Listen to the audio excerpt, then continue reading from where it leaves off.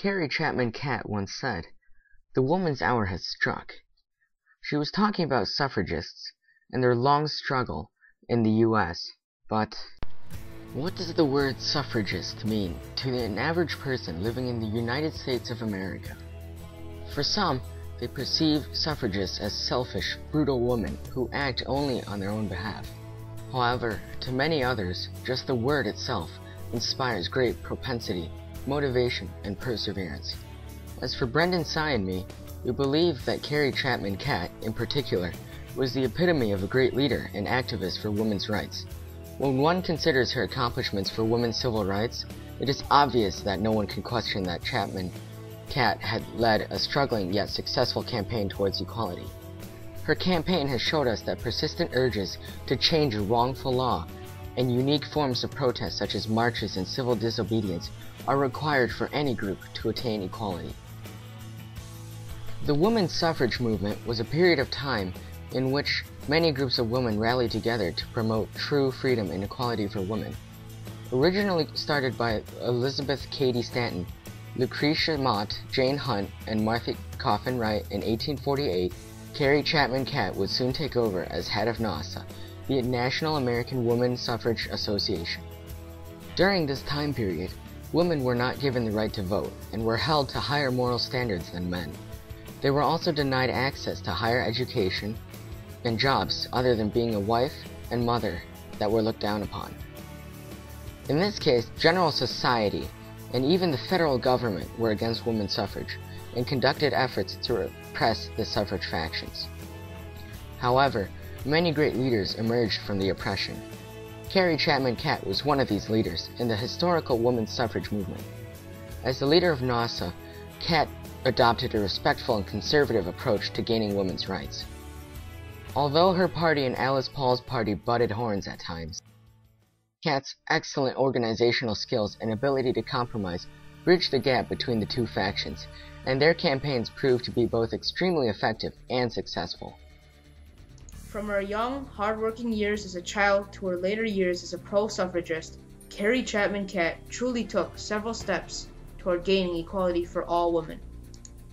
Although her work reflected her diligence and support for a more equal world, she was awe-inspired by Susan B. Anthony, then president of the National American Woman Suffrage Association. After attending the Iowa State College by working several jobs to pay the tuition, Catt managed to not only join the Iowa suffrage movement, but also strive to help women throughout the nation. Later on, she was nominated by Susan B. Anthony to the position of presidency of NAWSA in 1900. Still, this spectacular accomplishment did not cause Catt to shy away from her duties. Modestly knowing that she could not achieve equal women's rights by herself, Catt reorganized NAWSA by taking a series of actions. Firstly, Catt selected qualified and experienced people to several positions in the organization. This strength in numbers strategy was essential in causing the American public to reassess its majority belief in male dominance. Next, and most importantly, she worked out a 6-year plan in 1916 to secure a constitutional amendment that would allow women to vote. This plan was a combination of constantly urging legislators from state to state to support the cause, and intensive campaigning that allowed the entire nation to keep the cause's momentum. Under her direction, the amendment worked its way through Congress, and then, in the face of extreme opposition, through the state legislatures.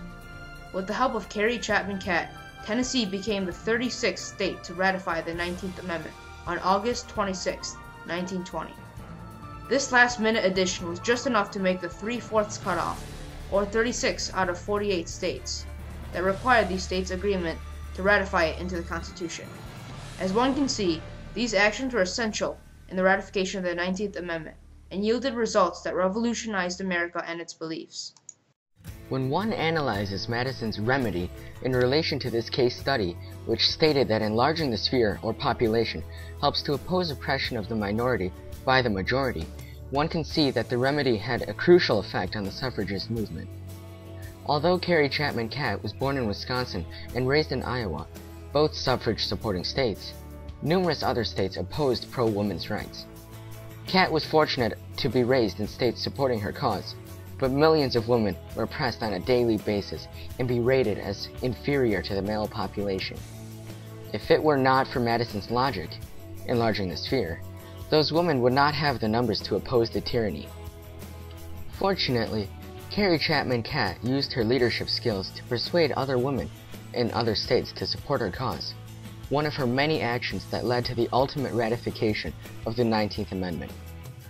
By opening the issue of equal voting for all citizens to an entire nation, the minorities in each state no longer were oppressed by the orthodox belief. This larger balance gave the NASA organization the opportunity to unify more and more women to support the cause, whose opinions otherwise wouldn't have mattered if it were not for Madison's remedy. This method worked towards many women's advantages, because the enlarged female population in the nation allowed them to overthrow the oppression and express their beliefs. Looking at the successes of the suffragist movements by several leaders such as Alice Paul and Carrie Chapman Catt, one can see the various similarities between the two campaigns that took our nation by storm. A key tactic was their constant push towards promoting equal rights for all citizens. They used a series of efficient techniques, such as marches, nonviolent protests, and the use of sympathy. These strategies quickly gained sympathy in numbers for women across the nation, and if it were not for their perseverance, they would not have received the vote in 1920. These tactics, such as the Women's March held on the date before Woodrow Wilson's inauguration as president in 1913, helped to display the woman's propensity to be just as intelligent and capable as any